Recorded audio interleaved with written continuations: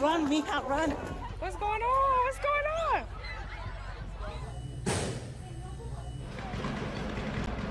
Shots fired! Downtown! Multiple shots fired! 32 people dead and more than 65 wounded. 3 mass shooting attacks across the United States in just 1 week. Dispatch, we got shots fired, we got multiple people down, we're gonna need multiple medics. The attacks are chilling in how everyday the settings seem. Writings linking the attacks to hateful ideologies or thoughts of killing others have been found. All 3 shooting suspects are between the ages of 19 to 24. Dude, what the What the Shoppers were looking for school supplies at a shopping center near the US-Mexico border in El Paso when shots were fired. He walked in and started shooting at everybody. After he sees people start running, you could hear the different fire rate. He starts pop, pop, pop, pop, pop. But the child was shot. You see blood everywhere. People searched for their loved ones even after a 21-year-old suspect was taken into custody. All I want to do is find my mom.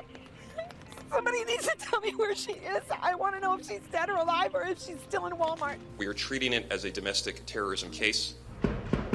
About 13 hours later, around 1 a.m. in Dayton, Ohio, early Sunday morning, a shooter opened fire in a popular downtown area and left 9 people dead. The shooter was able to kill 9 people and injure 26 in less than a minute. The 24-year-old shooter was shot and killed by police. Oh, they shooting! In the small city of Gilroy, California, just a week earlier, crowds ran after a 19-year-old shooter dressed in tactical gear started firing. 3 people, ages 6, 13, and 25, were killed. It was less chaos, but it was like everything happened so fast and then it was over with. We hugged each other and said, you know, thank God it could have been us. The last thing I said to Trevor is, Trevor, I love you. And he says, Mom, I love you. I'm having a good time. I'll be all right. I'll call you tomorrow. Well, my call tomorrow never came.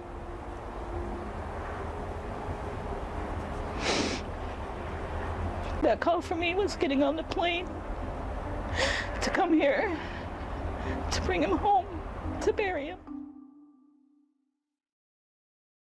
There is certainly a lot we know and a lot we do not know about the shooter in the Dayton killings. United's chief investigative correspondent Drew Griffin is there for us tonight. So I understand you interviewed at least a half dozen students who went to high school with this shooter several years ago. Talk about what they had to say. Well, we can tell you, as a high school student, the shooter here had threatened a kill list to several students in his high school classmates. At least 4 students who say they were told by school officials at the time that they were on these lists, Anderson, describe it as a kill list for boys, a rape list for girls. Girls who apparently turned down his advances were also faced with threatening language from the shooter. One man told us that he was on a school bus. He rode the school bus with the shooter and said during his sophomore year, he actually was on the bus when police boarded the bus, came down the hall of the bus and took the shooter off, arresting him.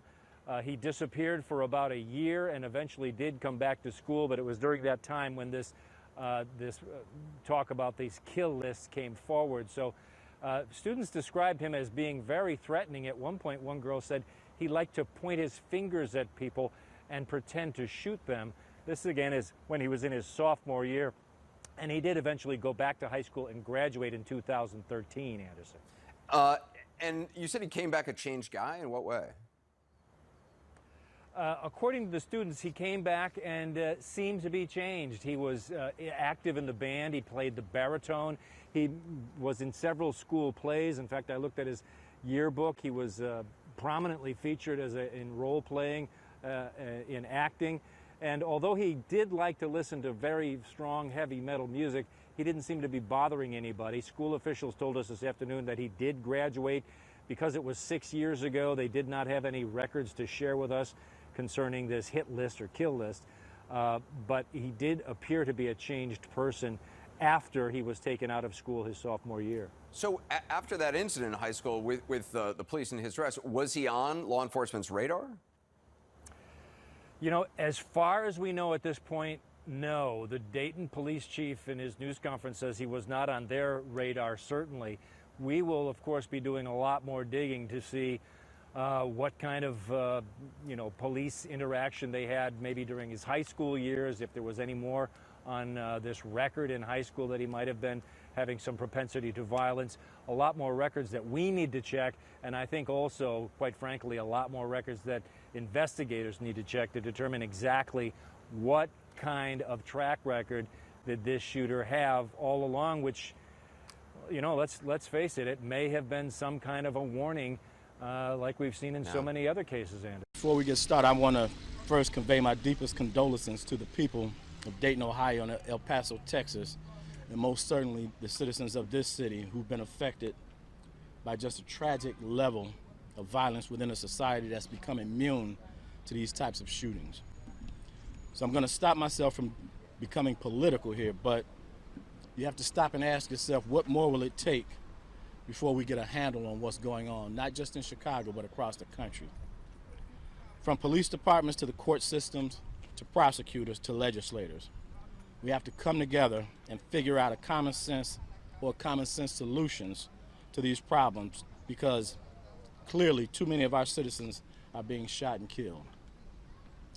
And what really infuriates me is that we really have the power to do something about it. I just don't know if we have the will to do it.